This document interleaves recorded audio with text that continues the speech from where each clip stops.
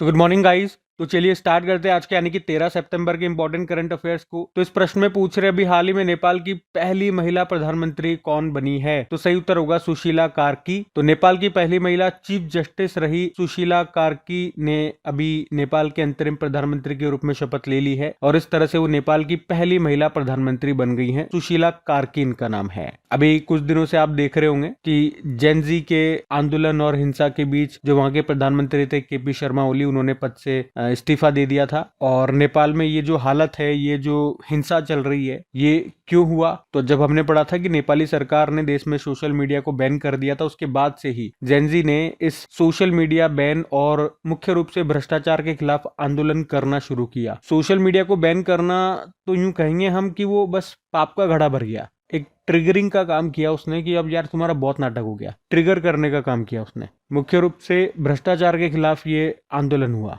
लोगों के खिलाफ काफी समय से आग भड़क रही थी, आग जल रही थी दिलों में, बस उनको एक मौका चाहिए था। और इसमें आप लोगों ने देखा होगा न्यूज़पेपर में या यूट्यूब पे चलते रहती है चीजें कि प्रदर्शनकारियों ने संसद में राजनेताओं के घरों में तोड़फोड़ कर दी, आगजनी कर दी, कई राजनेताओं को भी तोड़ा। तो ये सब चीजें चल रही है वहां पे। और इन्हीं बीच में नेपाल की अभी पहली महिला प्रधानमंत्री बनाया गया सुशीला कार्की को। ये नाम आपको याद रखना है। अब नेपाल ले चलता हूँ आपको। ये रहा मैप में नेपाल। कैपिटल इसकी काठमांडू हो गई, करेंसी है नेपाली रुपया, प्रेसिडेंट है रामचंद्र पौडेल, प्रधानमंत्री सुशीला कार्की। नेपाल भारत के 5 राज्यों से सीमा बनाता है, आप देख सकते हो मैप में भी। उत्तराखंड हो गया, इधर उत्तर प्रदेश हो गया, इधर बिहार हो गया, पश्चिम बंगाल और सिक्किम हो गया। कुछ करंट अफेयर्स के प्रश्न और देख लो। 18वां हाथी एवं पर्यटन महोत्सव मनाया गया था नेपाल में। तामू लोसार महोत्सव ये नेपाल में मनाया जाता है। गुरुंग समुदाय के द्वारा भारत में सिक्किम में मनाते हैं इसको। ये प्रश्न आ चुका है एग्जाम में। दशाइन महोत्सव या बड़ा दशई उत्सव भी होता है नेपाल में। पश्मीना महोत्सव होता है नेपाल में। और गंभीर रूप से संकटग्रस्त श्रेणी में शामिल और वर्ष 2040 तक लुप्त होने वाला याला ग्लेशियर कहाँ पर है? नेपाल में। सोनम लोसार त्योहार तमांग समुदाय के द्वारा मनाया जाता है नेपाल में। ये सिक्किम में भी मनाया जाता है। तीसरी बिम्स्टेक कृषि मंत्री स्तरीय बैठक हुई थी अभी काठमांडू में। WHO ने किसे रुबेला मुक्त घोषित कर दिया? नेपाल को। और अंतरराष्ट्रीय बिग कैट अलायंस में भी शामिल हुआ था नेपाल। तो 2025 में इन सब कारण से नेपाल न्यूज में था, ध्यान में रखना। अगला प्रश्न देखते हैं। फिर अगले में पूछ रहे अभी हाल में किसे PV नरसिम्हा राव पुरस्कार से सम्मानित किया गया? तो आंसर होगा डॉक्टर मनमोहन सिंह को। तो भारत के पूर्व प्रधानमंत्री और प्रसिद्ध अर्थशास्त्री डॉक्टर मनमोहन सिंह को भारत के आर्थिक परिवर्तन और राष्ट्र निर्माण में उनके योगदान के लिए अभी मरणोपरांत PV Narasimha Rao memorial award से सम्मानित किया गया। किसने प्रदान किया उनको ये अवार्ड? तो मोन्टेक सिंह अहलूवालिया ने। और यह अवार्ड प्राप्त किया डॉक्टर मनमोहन सिंह जी की वाइफ गुरशरण कौर ने। मनमोहन सिंह जी की बात करें तो काफ़ी इंपॉर्टेंट पदों पर ये रह चुके हैं। जैसे कि आप देख सकते हो 1972 से 1976 तक ये मुख्य आर्थिक सलाहकार रहे। ये उसके बाद वित्त मंत्रालय में सचिव रहे। उसके बाद RBI के 15वें नंबर के गवर्नर बने थे। उसके बाद योजना आयोग के उपाध्यक्ष बने। उसके बाद प्रधानमंत्री जी के आर्थिक सलाहकार बने ये। और उसके बाद ये वित्त मंत्री बने थे नरसिम्हा राव की सरकार में। और फिर 2004 में ये भारत के 13वें नंबर के प्रधानमंत्री बने थे और 2014 तक लगातार 2 कार्यकाल तक इन्होंने शासन किया था। और अभी मरणोपरांत इनको PV नरसिम्हा राव पुरस्कार दिया गया। PV नरसिम्हा राव याद रखना, इन्हें भारतीय आर्थिक सुधारों का पिता भी कहा जाता है। और मनमोहन सिंह जी की बात करें तो अभी उनके नाम पे बंगलुरु सिटी यूनिवर्सिटी का नाम रखा गया था। पद्म विभूषण इनको कब मिला ये पूछ सकते हैं? 1987 में। उन्हें 2 देशों के सर्वोच्च सम्मान भी मिले थे। 2010 में सऊदी अरब का और 2014 में जापान का। ये पॉइंट भी ध्यान में रखना। अब कुछ और अवार्ड्स में आपको रिवाइज कराता हूँ। जैसे कि आपने पढ़ा मातृभूमि साहित्य पुरस्कार 2024 दिया गया सारा जोसेफ को, मलयाली भाषा की प्रसिद्ध लेखिका हैं। एशियाई athletics leadership gold pin award मिला आदिल जे सुमरेवाला को। विश्व एथलेटिक्स के उपाध्यक्ष और भारतीय एथलेटिक्स महासंघ के पूर्व अध्यक्ष। संयुक्त राष्ट्र सासाकावा पुरस्कार 2025 मृत्युंजय महापात्रा को। Global Indian of the year पुरस्कार सदगुरु जग्गी वासुदेव को कनाडा इंडिया फाउंडेशन ने दिया। अमेरिकन म्यूजिक अवार्ड पाने वाली भारतीय मूल की पहली संगीतकार राजा कुमारी। और अभी मोदी जी ने किस देश का सर्वोच्च नागरिक सम्मान grand cross of the order of Makarios third पुरस्कार ये मिला? साइप्रस।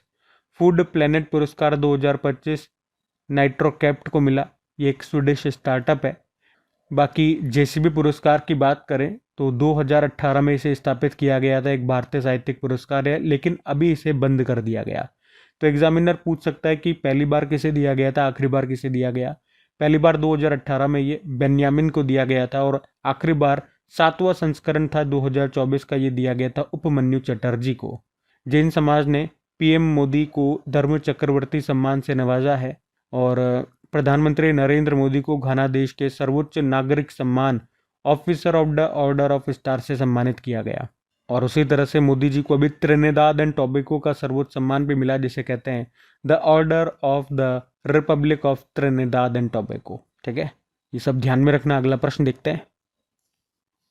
फिर अगले में पूछ रहे हैं, हाल ही में महाराष्ट्र के राज्यपाल का अतिरिक्त प्रभार एडिशनल चार्ज किसे दिया गया? तो आंसर होगा आचार्य देवव्रत को। तो अभी आप जानते हो महाराष्ट्र के गवर्नर थे सीपी राधाकृष्णन, पर अभी वे भारत के 15वें नंबर के वाइस प्रेसिडेंट बन गए, हमने देखा। तो उन्हें महाराष्ट्र के राज्यपाल का पद छोड़ना पड़ा। तो उसके बाद गुजरात के जो राज्यपाल है आचार्य देवव्रत, उनको महाराष्ट्र का एडिशनल चार्ज अतिरिक्त प्रभार दे दिया गया।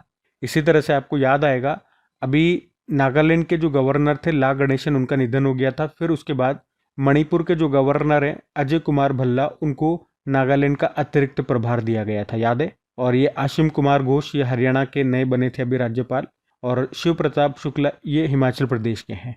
बाकी हाईकोर्ट से संबंधित कुछ प्रश्न आपको करवाता हूँ। जैसे कि याद रखना, हाईकोर्ट का उल्लेख आर्टिकल किस आर्टिकल में है?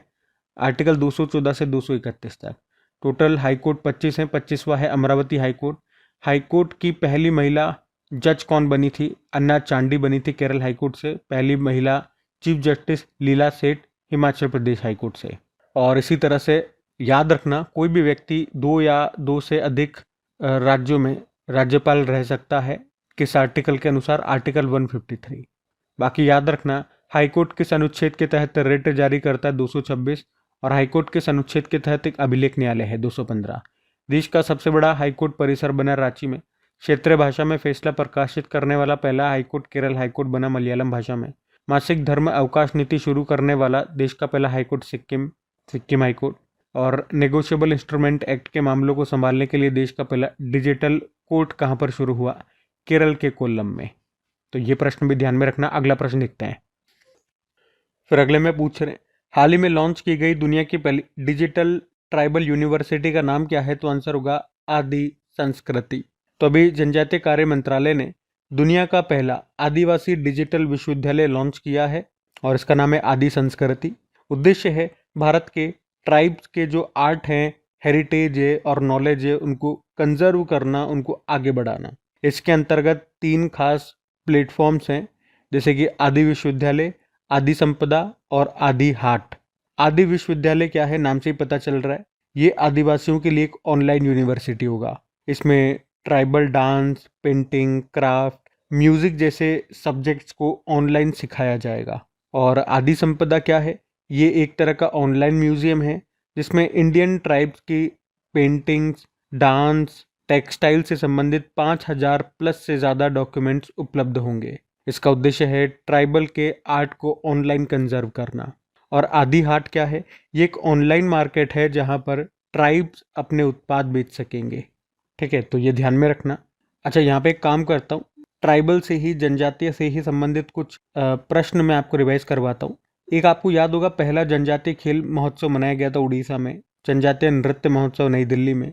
आदिवासियों को बुनियादी दस्तावेज प्रदान करने वाला देश का पहला जिला बना था केरल का वायनाड।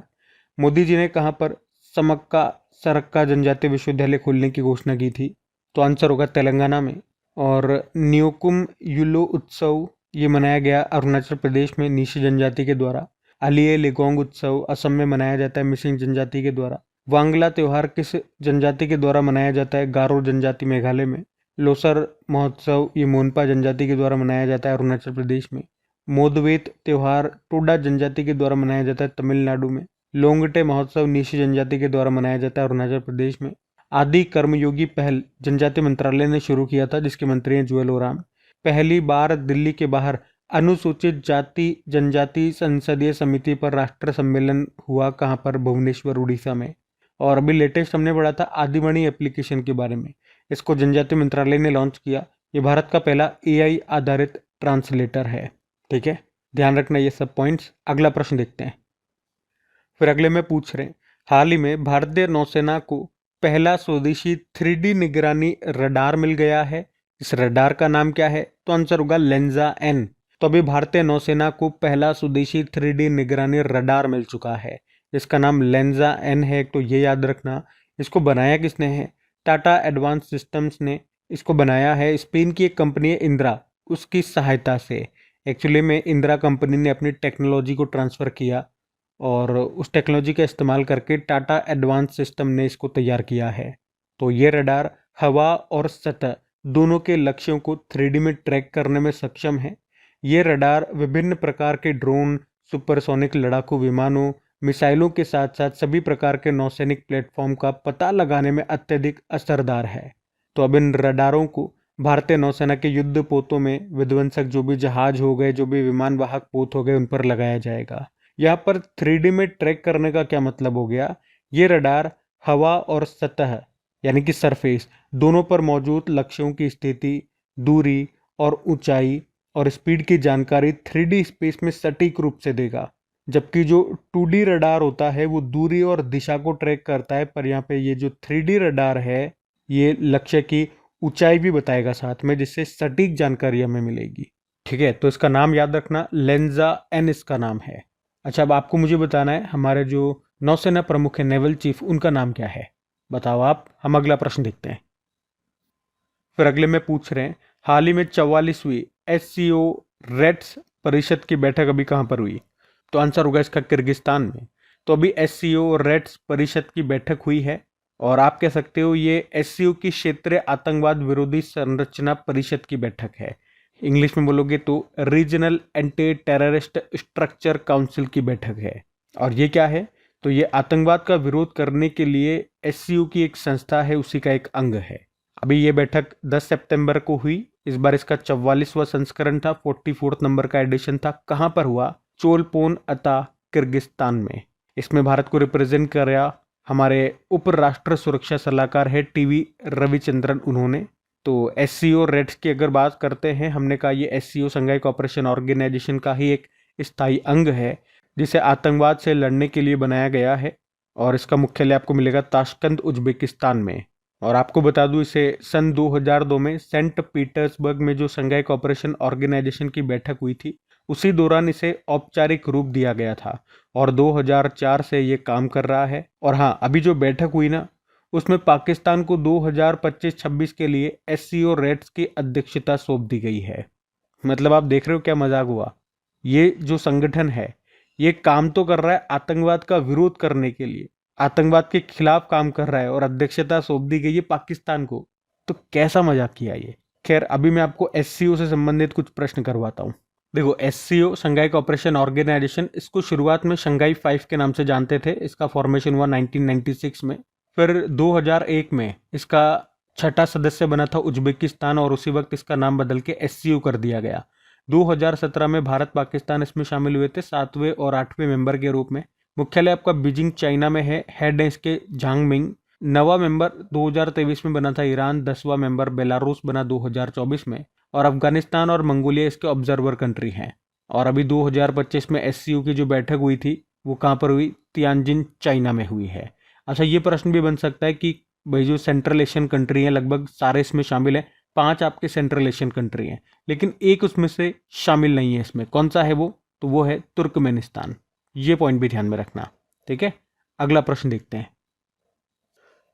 फिर अगले में पूछ रहे हैं कि हाल ही में रक्षा मंत्री जी ने तीनों सेनाओं के पहले महिला जल यात्रा अभियान को लॉन्च किया है। उस अभियान का नाम क्या है? तो आंसर होगा समुद्री प्रदक्षिणा। तो अभी 11 सितंबर को हमारे जो रक्षा मंत्री हैं राजनाथ सिंह, इन्होंने तीनों सेनाओं के पहले महिला जल यात्रा अभियान, जिसका नाम है समुद्री प्रदक्षिणा, इसको हरी झंडी दिखाई है, मतलब इसको रवाना किया। इसमें हमारी तीनों सेनाओं की टोटल 10 महिला अधिकारी शामिल हैं। ये अगले 9 महीने तक दुनिया के कुछ खतरनाक जल क्षेत्रों समेत लगभग 26,000 नॉटिकल मील दूरी तय करेंगी। अच्छा, किस पर बैठ करके ये रवाना हुई है? उस जहाज का नाम क्या है? INS त्रिवेणी। और कहाँ से इनको रवाना किया गया? मुंबई के गेटवे ऑफ इंडिया से। आपको पता है 1 मील का मतलब होता है 1.6 किलोमीटर, और एक नॉटिकल मील समुद्र में कहेंगे नॉटिकल मील, इसका मतलब हो गया 1.85 किलोमीटर।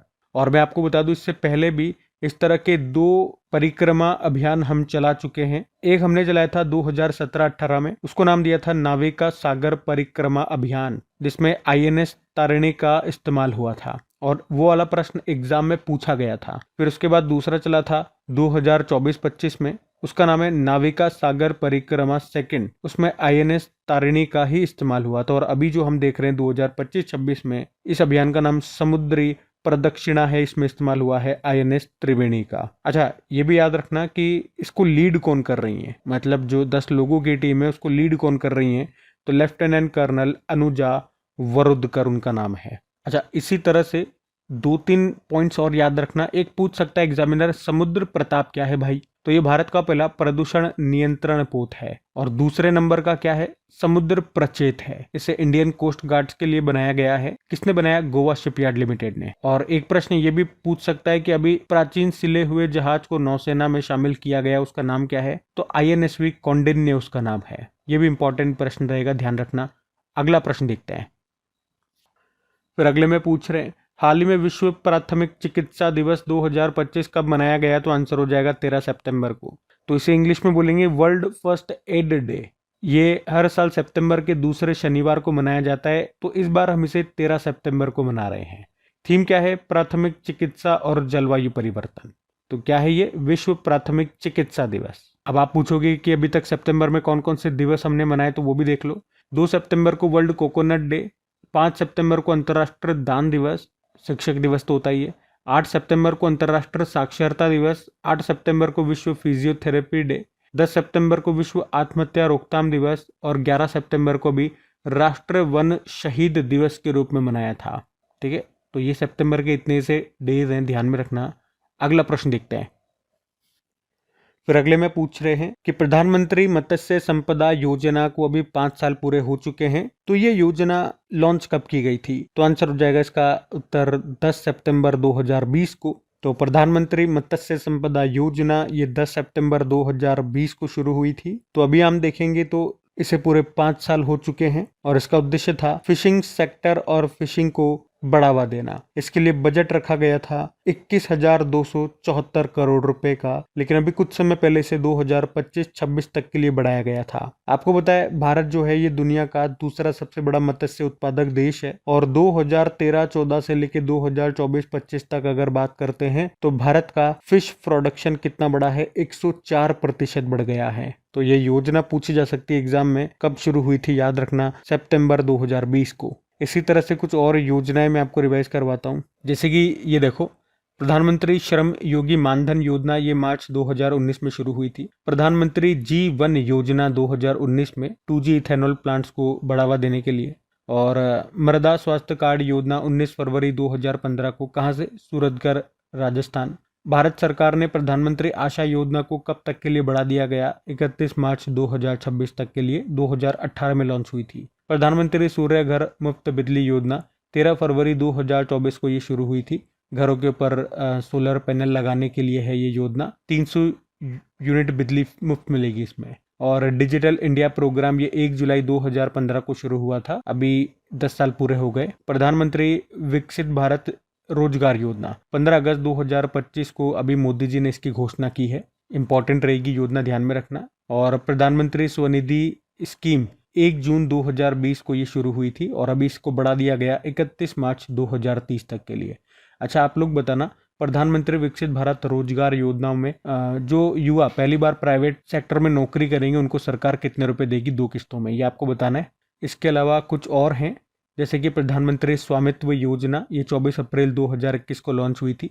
प्रधानमंत्री Ayushman Bharat health infrastructure mission ये 25 अक्टूबर 2021 को। प्रधानमंत्री फसल बीमा योजना 18 फरवरी 2016 को। इसमें किसानों को खरीफ फसलों के लिए 2%, रबी फसलों के लिए 1.5% और वाणिज्यिक एवं बागवानी फसलों के लिए 5% बीमित राशि का भुगतान करना होता है। उजाला योजना 5 जनवरी 2015 को। बेटी बचाओ बेटी पढ़ाओ योजना 22 जनवरी 2015 को हरियाणा के पानीपत में अभी 10 साल पूरे हो गए। डीप ओशन मिशन, इसे पृथ्वी विज्ञान मंत्रालय ने जून 2021 में लॉन्च किया था चेन्नई से, और समुद्रयान इसी का हिस्सा है। और इसके अंतर्गत एक पनडुब्बी है मत्स्य 6000 उसका नाम है, वो पानी के अंदर जाएगी 6000 मीटर की गहराई तक। और इलेक्ट्रॉनिक मैन्युफैक्चरिंग क्लस्टर स्कीम ये शुरू हुई थी अक्टूबर 2012 में। उद्देश्य है इलेक्ट्रॉनिक क्षेत्र में निवेश और मैन्युफैक्चरिंग को बढ़ावा देना। तो ये जो भारत सरकार की जो भी योजनाएं मैं आपको करा रहा हूँ, ये किसी न किसी कारण से आपके न्यूज़ में रही थी, तो ये मैं सारी आपको रिवाइज करवा रहा हूँ जो न्यूज़ में रही थी। ठीक है, वैसे तो बहुत सारी हो जाती है नहीं तो इनको ध्यान में रखना। अगला प्रश्न देखते हैं। फिर अगले में पूछ रहे कि अभी हाल ही में एलन मस्क को पछाड़ करके दुनिया के सबसे अमीर व्यक्ति कौन बन गए? तो आंसर होगा लेरी एलिसन बने। एक्चुअली में अभी ब्लूमबर्ग बिलियनियर इंडेक्स जारी हुआ था और उसमें बताया गया था कि अभी दुनिया के सबसे अमीर व्यक्ति कौन बन गए? लेरी एलिसन बन गए। आप देख रहे होंगे 2021 से दुनिया के सबसे अमीर व्यक्ति के पद पर बने हुए थे कौन? Elon Musk. लेकिन अभी उनको पछाड़ करके लेरी एलिसन ये नंबर 1 पोजीशन पे आ गए थे। ओरेकल कंपनी के सह संस्थापक हैं लेरी एलिसन, जबकि एलन मस्क आप जानते हो काफी सारी कंपनियां इनकी, टेस्ला हो गई, स्पेस एक्स हो गई, ट्विटर जिसे अब एक्स कहते हो, तो ये दूसरे स्थान पे आ गए थे। और भारत में टॉप पर मुकेश अंबानी है, वो पूरी दुनिया में 18वें सबसे अमीर व्यक्ति हैं। हालांकि ये जो रैंकिंग है ये ऊपर नीचे होती रहती है, मतलब इन कंपनियों के जो शेयर मार्केट है इनकी वैल्यू ऊपर नीचे होती रहती है। तो इनकी मार्केट वैल्यू ऊपर नीचे होती है तो कभी ये अमीर हो जाते हैं, कभी वो अमीर हो जाते हैं। तो हालांकि बाद में वापस से एलन मस्क पहले स्थान पर आ गए, लेकिन कुछ समय के लिए ये दूसरे स्थान पे आ गए थे और पहले स्थान पे पहुंच गए थे लेरी एलिसन, क्योंकि लगातार 2021 से बने हुए हैं पहले स्थान पे, लेकिन अभी कुछ समय के लिए ये दूसरे स्थान पे आ गए और पहले स्थान पे लेरी एलिसन चले गए थे इतने समय बाद। बाकी ये थी आज की हमारी करंट अफेयर्स की क्लास। कमेंट करके जरूर बताइएगा सेशन आपको कैसा लगा, अच्छा लगा तो अपने दोस्तों के साथ में स्टडी ग्रुप में इसे शेयर जरूर कीजिएगा। वीडियो को लाइक नहीं किया तो लाइक कर देना। बाकी डेली क्विज आपको मिल जाती है प्रैक्टिस के लिए अपनी क्रैक एग्जाम एप्लीकेशन पे, तो प्रैक्टिस करते रहिए ताकि एग्जाम में कोई क्वेश्चन आप भूलो नहीं। और पीडीएफ टेलीग्राम पे मिल जाती है, क्रैक एग्जाम एप्लीकेशन या टेलीग्राम दोनों का लिंक डिस्क्रिप्शन बॉक्स में है। और एप्लीकेशन को आप डायरेक्ट गूगल प्ले स्टोर से भी इंस्टॉल कर सकते हैं। बाकी चलो अभी कल के करंट अफेयर्स का हम क्विक रिविजन कर लेते हैं और सेशन एंड करते हैं। तो कल पहला प्रश्न पूछा था, एक बुक है डिफरेंट बट नो लेस, इसको लिखा है अनुपम खेर ने। फिर पूछा स्वच्छ वायु सर्वेक्षण पुरस्कार 2025 के तहत 10 लाख से ज्यादा आबादी की श्रेणी में टॉप पर है इंदौर। भारत का पहला बांस आधारित बायो रिफाइनरी किस राज्य में बनाया जा रहा है? असम। शिक्षा मंत्री जी ने किस देश में पहला विदेशी अटल नवाचार केंद्र शुरू किया? यूएई। वर्ल्ड टैलेंट रैंकिंग 2025 में भारत की रैंक है 63। जांस्कर उत्सव का आयोजन कहां पर किया गया? तो आंसर होगा लद्दाख में। नॉर्वे के फिर से प्रधानमंत्री के रूप में किसे चुना गया? जोनास गहर स्टोर्रे को। और FT masters in management ranking 2025 में किस भारतीय संस्थान को शीर्ष स्थान मिला? IIM Bengaluru. National stock exchange के गवर्निंग बोर्ड का अध्यक्ष किसे नियुक्त किया गया? श्रीनिवास इंजेती को। और आखिरी प्रश्न था राष्ट्र वन शहीद दिवस मनाया गया 11 सितंबर। चलो कल का भी होमवर्क प्रश्न देखते हैं और सेशन एंड करते हैं। तो कल आपसे पूछा था 2025 यूनेस्को गिलर्मो कैनो विश्व प्रेस स्वतंत्रता पुरस्कार से सम्मानित किया गया ला प्रेंस अखबार को, निकारागुआ का ये। आप सभी ने प्रश्न का बिल्कुल सही उत्तर दिया। अब ये रहा आज का आपका होमवर्क प्रश्न।